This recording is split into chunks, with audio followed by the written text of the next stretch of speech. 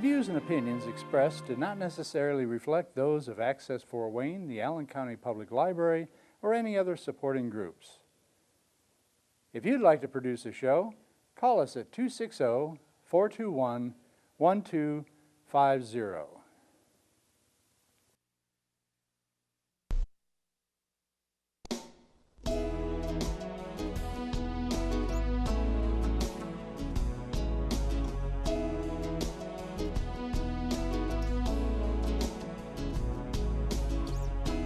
Let me be your lighthouse so I can show you the way. Let me be your shining light, I'll keep you from drifting away. I'm the one that makes you try. Hello, this is Patty Hunter with my show Patty's Page. Today we're going to be doing an interview on Skype with Mr. John J. Pippin, MD.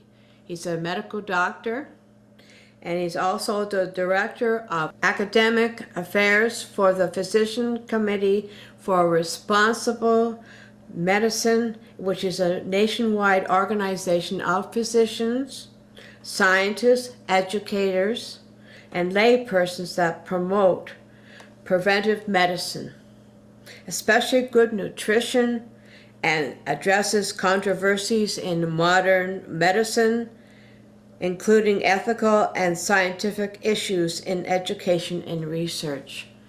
My name is Patty Hunter, and this is Patty's Page. And thank you for coming on to my show, Dr. Pippin. What's your full name? John Pippin. I'm a physician, a cardiologist by training. And you are now in helping the animals, especially chimpanzees? I'm working with the Physicians Committee for Responsible Medicine, which does involve addressing replacing animals for a number of education and training and research purposes, yes. Well, what motivated you to go into this type of work? I've always had a heart for animals, but what really motivated me when I was in my medical residency training in Dallas, and I was doing animal research using dogs to study heart disease, and I realized that what I was doing was not only horribly cruel, no matter how humane we tried to be, but that really it wasn't necessary to use animals to study what we were. And I looked around and I saw this was also true of others doing research using animals, and that's when I decided to stop doing that and to work to replace the use of animals for education and research. So how long have you been with this Physicians Committee for Responsible Medicine? Since January 2005, so a little over 11 years. Oh my. Well, that's a good long time. How's it progressing? Especially where your pet project, so to speak, is chimpanzees. Well, as Director of Academic Affairs, my area of work is identifying and trying to replace the use of animals with more accurate and more humane, human-relevant methods in the areas of education, training, research, and drug testing. So that's what I do full-time. So why do we have to rely on animals? What's the excuse they're giving? Those who do research using animals rely on animals because that's what they've always done. Animals were used to study human anatomy and physiology to some extent, to the extent that you can, many years ago. And this has persisted even as we've learned two things. Number one, it's not accurate. Right. And number two, there are better methods available. So trying to overcome the inertia and move animal researchers toward human relevant methods is often a struggle, and that's what we do. How about veterinarians when they are learning how to take care of animals? Don't they dissect or experiment themselves when they're learning, or do you want to cut that out too, so to speak? You're talking about dissection in classrooms? Yes. Yes, that's disappearing, thank goodness. Animal dissection in classrooms has been thought by some people in recent decades to be a good method for introducing students to anatomy and get them accustomed to the way animals are used to study anatomy and physiology and human diseases. It's completely irrelevant unless you're going to be a frog doctor. We have worked against that. There are several other organizations working to end that. There's been quite a bit of success, and we now focus on other areas where our expertise as scientists and physicians ourselves gives us a better shot at changing the landscape. Who had influenced you to become an activist in this line of work that you're doing? Your question is, how did I become an activist? Yes, I mean, who influenced you? I see.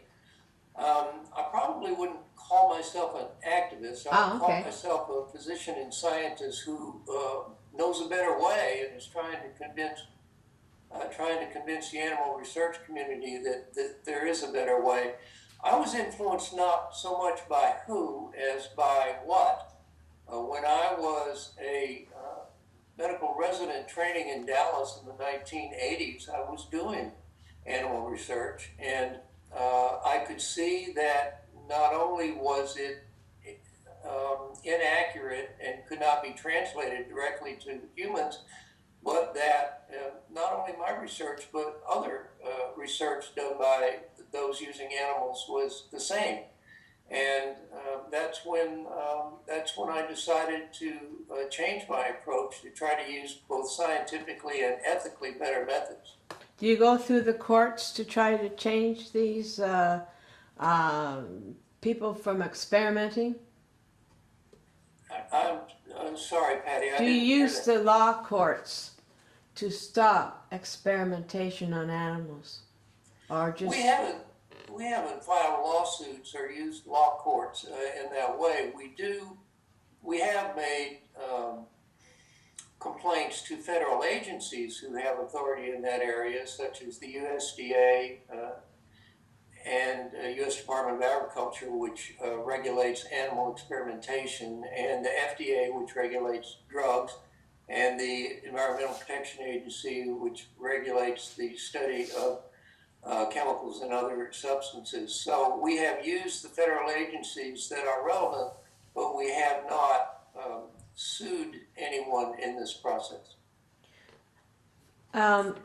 Can you give me a for instance in how you can be able to stop the experimentation on animals to do something else? Sure. A good example is chimpanzees. Yeah. The Physicians Committee became involved with the issue of using chimpanzees in research when we learned that the National Institutes of Health planned on transferring 200 chimpanzees from retirement at the Alamogordo Primate Facility in New Mexico to a Texas Research Institute.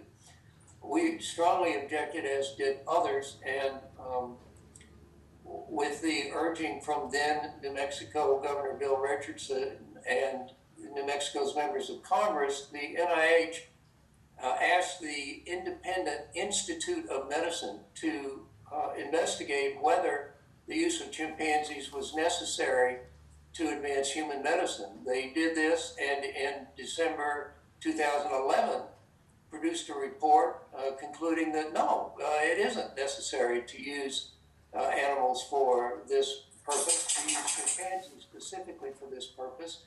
And eventually the National Institutes of Health retired more than 300 of its chimpanzees, leaving just 50 for future contingencies. We also then worked with others to ask the U.S. Fish and Wildlife Service to declare captive chimpanzees in the U.S. as endangered, which they did in September 2015. And only 2 months later, after more than 2 years of no new applications for chimpanzee research, the NIH retired all remaining 50 chimpanzees, essentially ending NIH-supported chimpanzee research in the United States. Thank God for that. Are you working with the United Kingdom, Britain? Well, it's a bit embarrassing to say that the United Kingdom and every other developed country on the planet is well ahead of us in regard to using chimpanzees and other great apes for research. The United States, believe it or not, was the last developed country on the planet keeping chimpanzees captive and using them for medical research. So we were the ones having to catch up, and finally we have. Thank God. Oh, they must have gone through a lot of suffering, those poor animals. They must have done a lot. Yes, as I mentioned, although I'm not proud of it, I was once an animal researcher, and I learned that no matter how much you care about animals and how humane you try to be, using animals for research is a egregiously cruel method that always causes suffering and in most cases ends up in death for the animals. That's almost like, I hate to say, like abuse, animal abuse.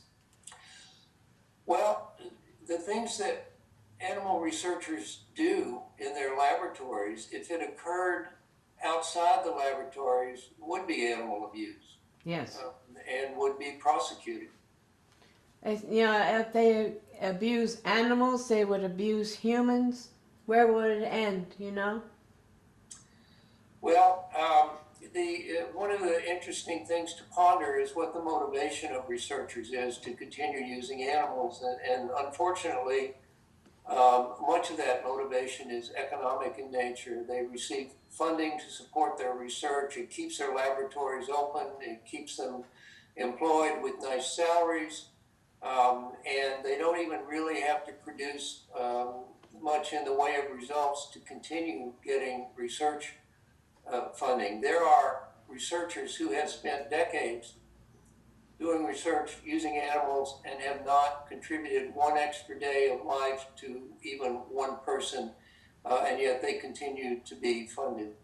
Especially for cosmetic use, drug use, testing them out on the animals. I'm sorry, I didn't hear you. They're testing out the animals for drug abuse, laboratory, pharmaceutical. Yes.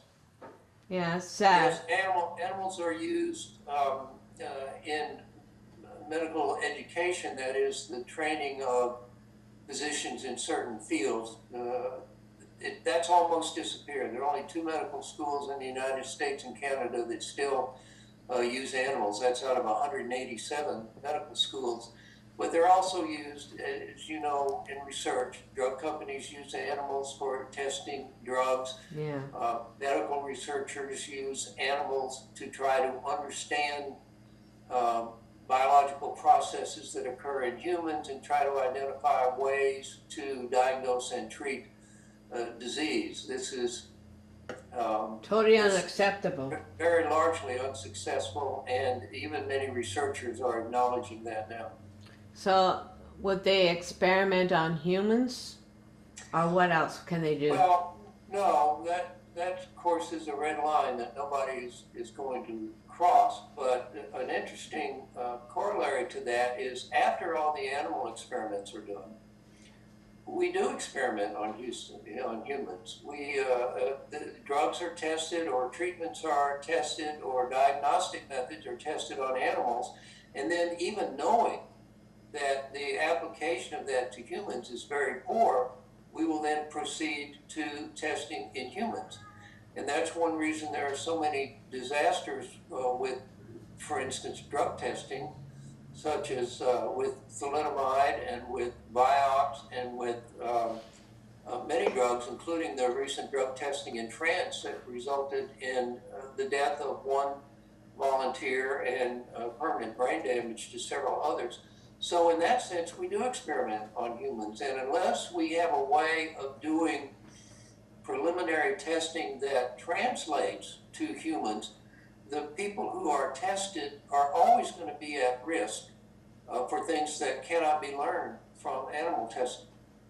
The people that you, not you, but others would experiment on human beings instead of the animals, do they know that they're going to be experimented with? Are they prisoners? Are they what? What kind of people? No, there are 4 stages of clinical testing. I'll speak about drugs now. There's 4 stages of clinical testing for new drugs. And in the first stage, volunteers are used, people who have no diseases or disorders. They are used so that drug companies can determine proper doses and evaluate for side effects. Then after that is done, if it's successful and if the drug isn't shown to be dangerous, then the research advances through various stages, eventually to treat people who have the disease of interest to see whether the drug has any beneficial effect. I will say that in order to put a number to my comments, if you look at all the drugs that are tested in animals and then approved by the Food and Drug Administration to be tested on humans, at least 95% of them fail during human testing. We never hear about them. We never see them because the translation between animals and humans is so poor that 95% plus are going to fail. And of those very few that get through human testing, about half of them wind up being either withdrawn or being labeled as life-threatening by the FDA. So anyone who believes in numbers can see that this approach we have to testing drugs in animals is absurd. Oh boy. And most of the drugs that I'm hearing on TV, the commercials, they all have so many side effects that is dangerous, causing death or cancer or whatever, you know. Yes, in the days before the FDA required complete honesty in advertising drugs, we didn't hear about that. It was just, here's this drug, it does this, ask your doctor. But now drug companies are required to report the major side effects, not even all the side effects, but the major side effects. And if you listen to drug ads on television, most of the time of the commercial is taken up describing cautions and hazards and adverse effects of the drugs. So this again is a measure of how poorly we can evaluate those things by using animals. I understand the dog is saying something too. He's a cutie. We have cats back here, so when they meow, you know, they do this too. Don't be embarrassed. I'm sorry, I can't hear you. What does the dog want? I'm sorry. What does your dog want? My dog wants to be taken out of the room where I have her so that she won't be jumping on me. Ah. Well, how many dogs do you have? I have 6. Wow. That's more than what we got, man. I'm so glad that you came on to my show. We got about 7 or 8 minutes left. So what would you like to say to my audience about encouraging them not to harm animals or use them in experiments as when they grow up to be doctors and such?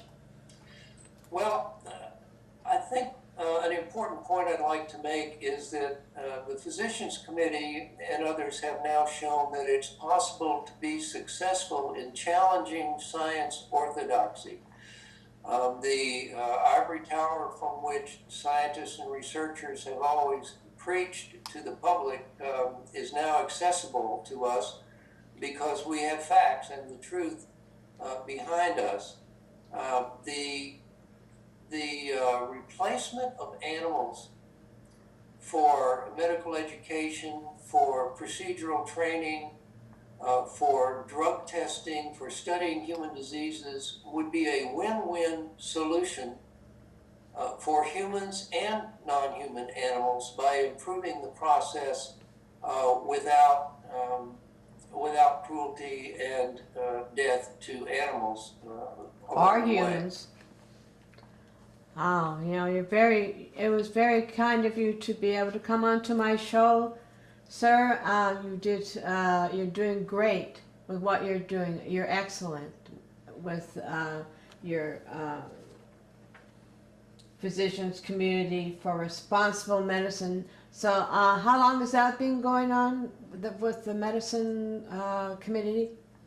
The Physicians Committee was founded by Dr. Neil Barnard, who is still the president of the organization, in 1985. I became aware of the Physicians Committee in the 1990s, and my first involvement with them was when their director of communications, Simon Chadowitz, heard about me and contacted me to ask me to do some spokesman work for the Physicians Committee, and that's how it started. And in 2004, when I left my medical directorship position, I decided to work full-time with the Physicians Committee because I thought I could be more effective in advancing human health by showing researchers and educators better methods of training that also were more humane.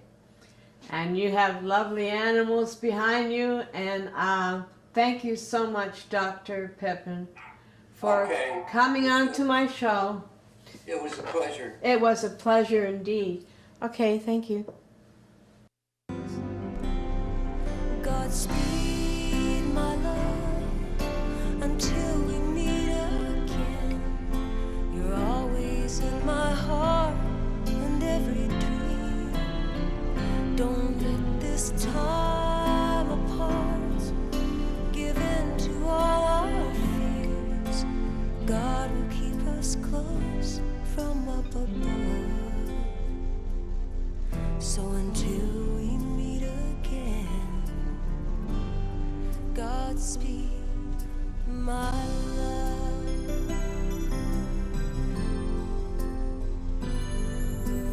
God is with us all.